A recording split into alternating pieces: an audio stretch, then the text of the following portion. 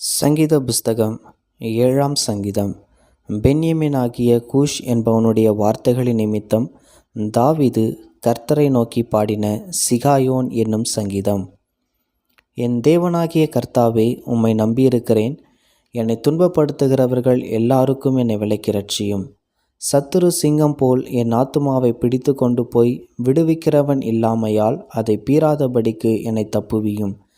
என் தேவனாகிய கர்த்தாவே, நான் இதை செய்ததும் என் கைகளில் நியாயக்கேடு இருக்கிறதும், என்னோடே சமாதானமாய் இருந்தவனுக்கு நான் தீமை செய்ததும், காரணமில்லாமல் எனக்கு சத்துருவானவனை நான் கொள்ளையிட்டதும் உண்டானால், பகைஞன் என் ஆத்துமாவை தொடர்ந்து பிடித்து என் பிராணனை தரையிலே தள்ளி மிதித்து என் மகிமையை தூளிலே தாழ்த்த கடவன்.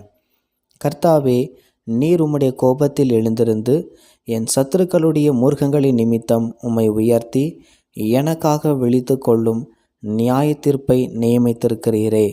ஜனக்கூட்டம் உம்மை சூழ்ந்து கொள்ளும், அவர்களுக்காக திரும்பவும் உன்னதத்திற்கு எழுந்தருளும். கர்த்தர் ஜனங்களுக்கு நியாயம் செய்வார். கர்த்தாவே, என் நீதியின்படியும் என்னிலுள்ள உண்மையின்படியும் எனக்கு நியாயம் செய்யும்.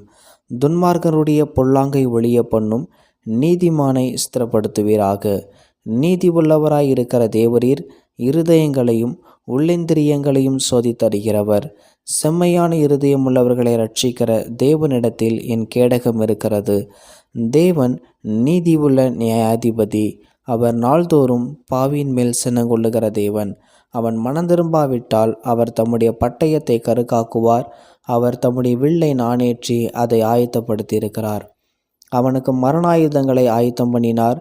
தம்முடைய அம்புகளை அக்கினி அம்புகளாக்கினார். இதோ, அவன் அக்கிரமத்தை பெற கர்ப்பவேதனைப்படுகிறான். தீவினையை கர்ப்பந்தரித்து பொய்யை பெறுகிறான். குழியை வெட்டி அதை ஆழமாக்கினான். தான் வெட்டின குழியில் தானே விழுந்தான். அவன் தீவினை அவன் சிரசின் மேல் திரும்பும். அவன் கொடுமை அவன் உச்சந்தலையின் மேல் இறங்கும். நான் கர்த்தரை அவருடைய நீதியின்படி துதித்து உன்னதமான கர்த்தருடைய நாமத்தை கீர்த்தனம் பண்ணுவேன்.